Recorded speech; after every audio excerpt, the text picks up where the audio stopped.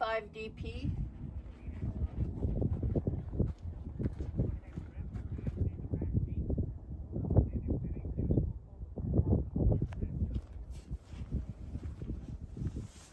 Six letters. Okay, here we've got a Kaiser. Looks like this one's a 49.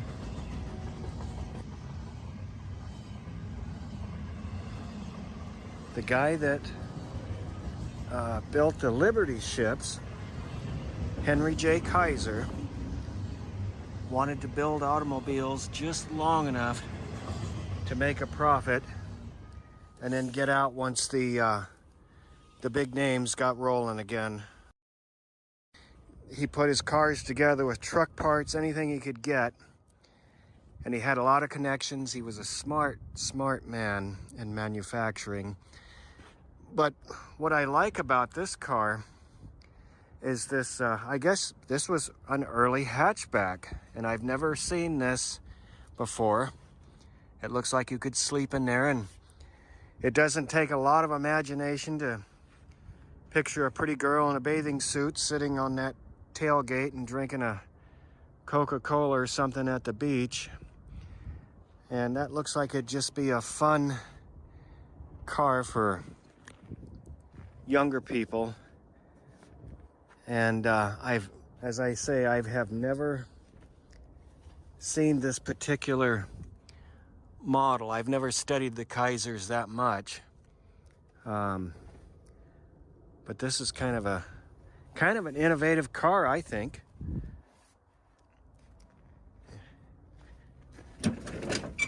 It's the only hatchback of this era that I actually have ever seen, so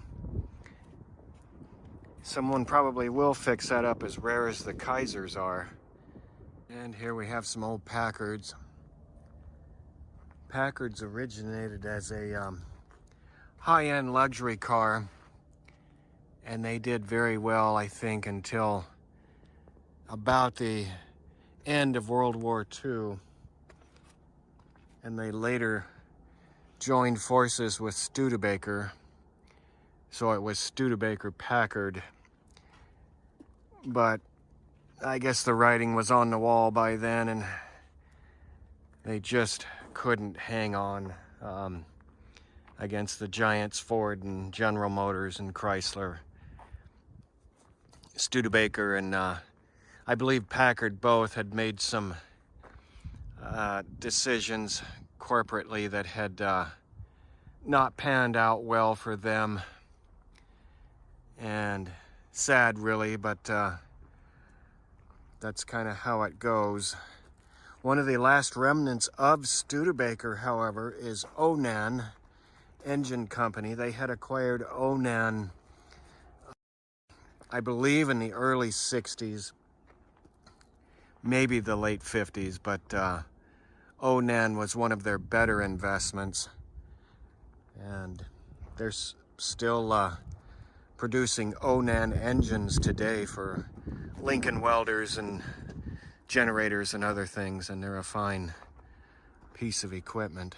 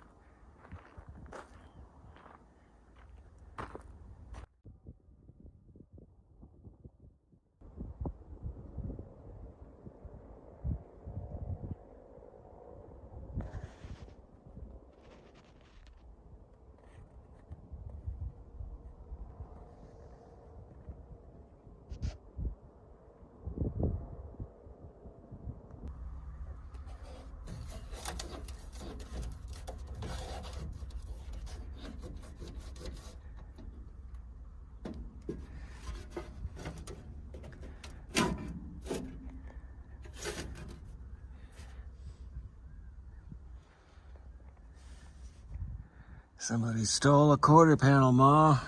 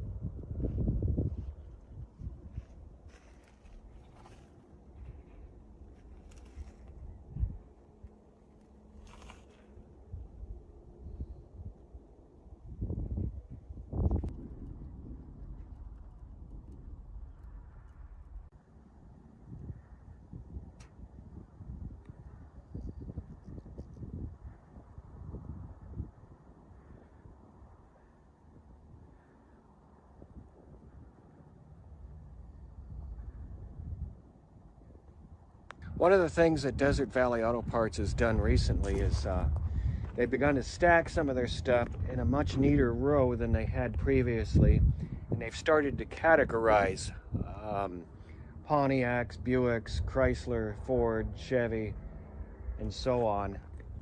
And it makes it a lot easier for the guy that's looking for that specific part. Over here we've got Studebakers, and up here we've got some of the big Chryslers. And even if I'm only partial to, say, Pontiacs and Buicks, it's still a lot of fun to go through the rest of this stuff because it is as nostalgic as well.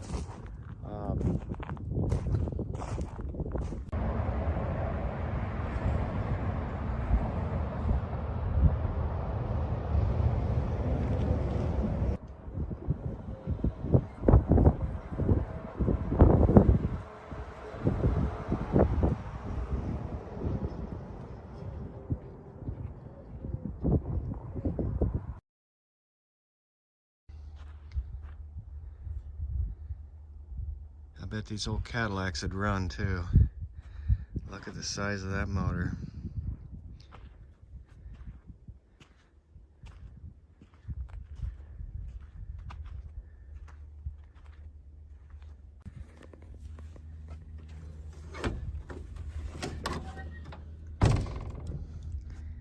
Yeah, she's pretty rough inside. Holy Toledo.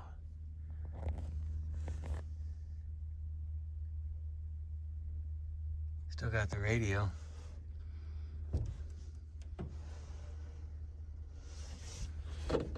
Let's see, we had a crank operated wing windows. It was a brand new car at one time, guys. Somebody's pride and joy. This one's pretty rough too.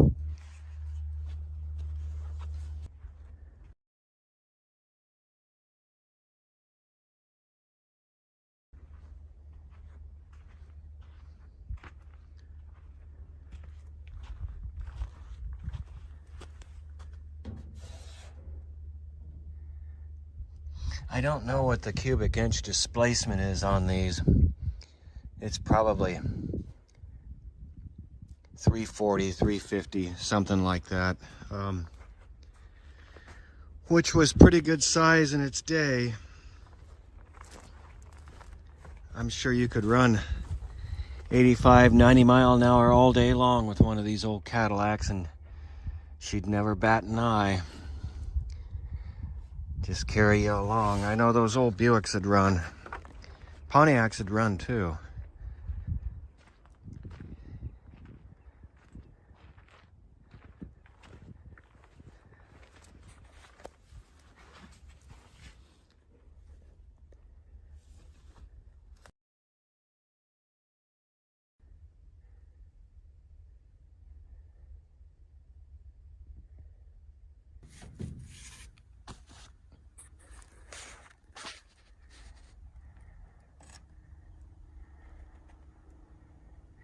I would imagine these seats were probably assembled by hand by master seamstresses and whatnot. Probably had about 8 layers of padding.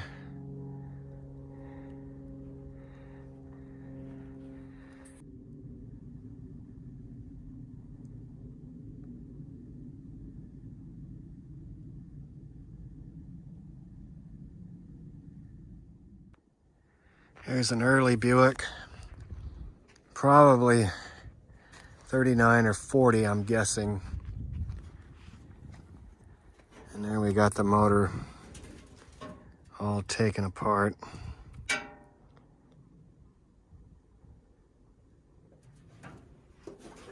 I had a friend that had one about this year.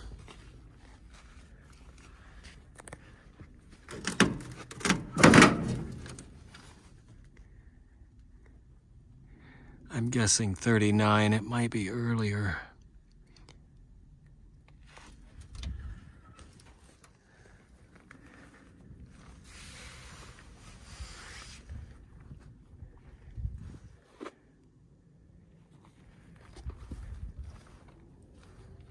Maybe 37.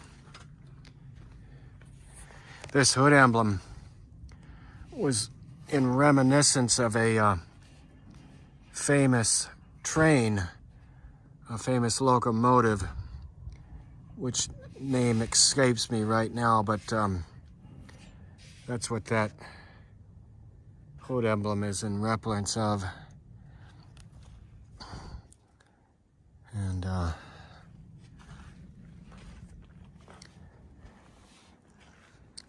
but there we've got the big old straight 8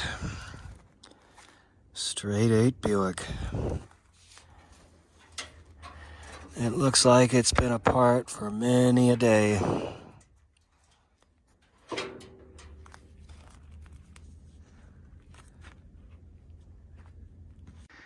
L51 Plymouth. These were just kind of the economic cars of their day. There's nothing really fancy about this one. Just a good old reliable car. Probably a young family's car or single parent or something.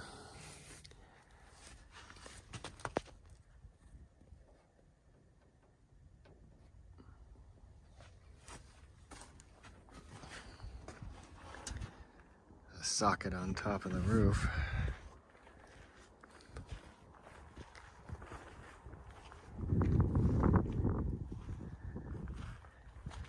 And motor in back of this one.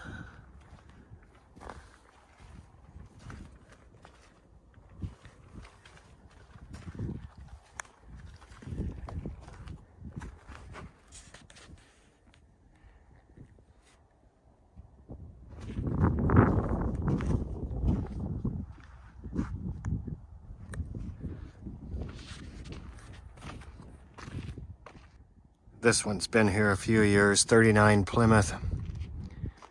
I've always thought that was a pretty car.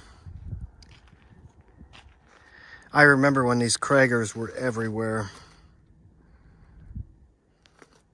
They weren't cheap, but they were the rave. I guess they're really collector's items now.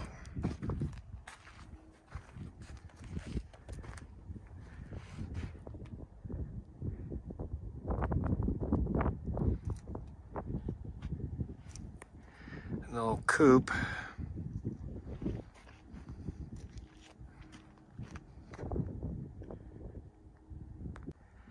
And here we've got another straight 8 Buick. Looks like a 3-holer.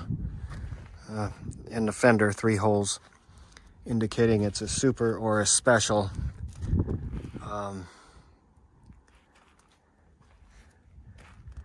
Those old straight 8s would really go.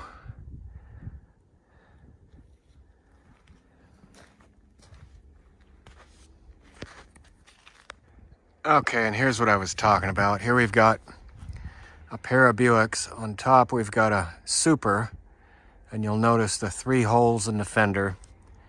And then down here we've got the Roadmaster, and it's a 4-holer. And again, the engine in the Roadmaster, this engine, looked identical to the Super or the Special engine, but it was in fact physically bigger. It was a bigger motor.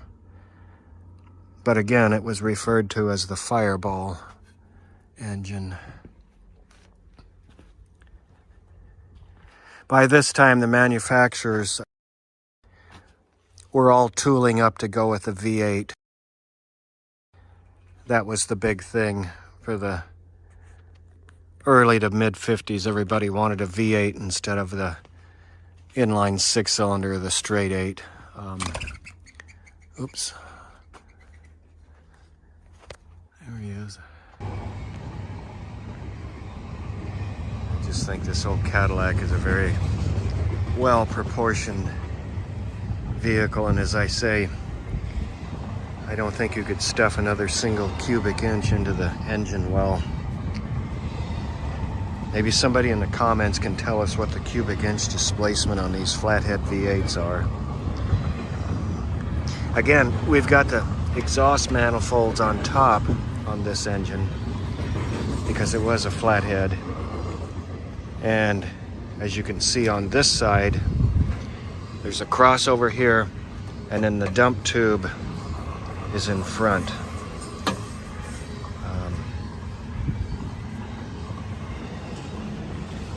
It's too bad the hood is broken on this one. Some of these tools.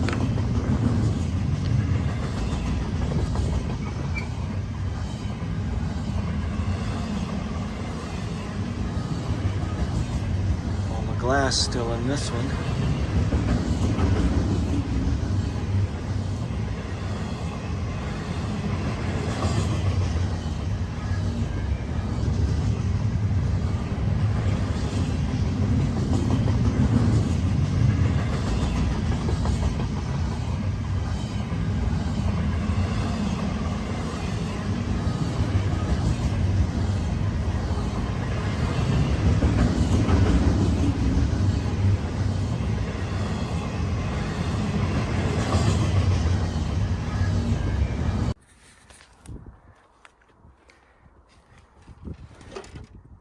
I never had much to do with these old Cadillacs. There just weren't that many around up in Alaska.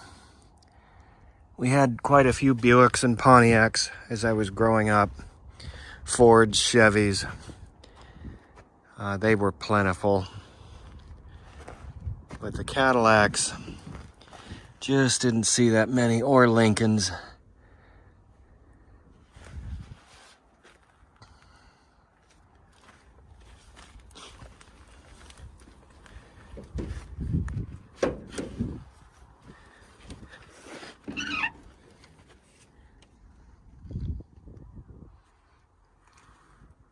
And still got the radio on it.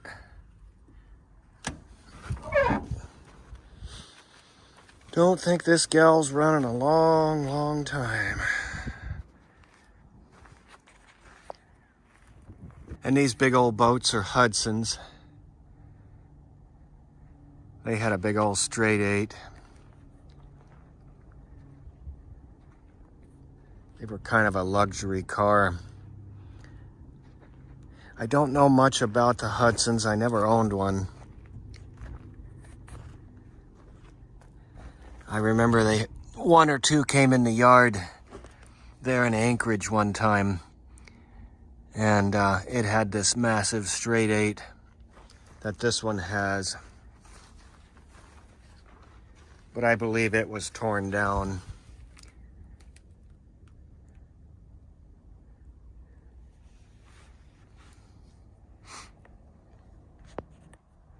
This green one, it's been here a long, long time.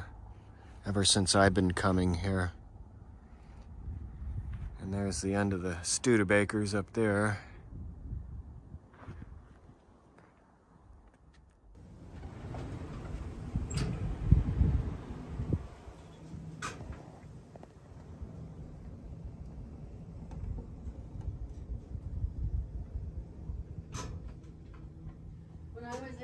Ohio, I went to the historical Caroline Bells Park. That's where they have the kitty hawk.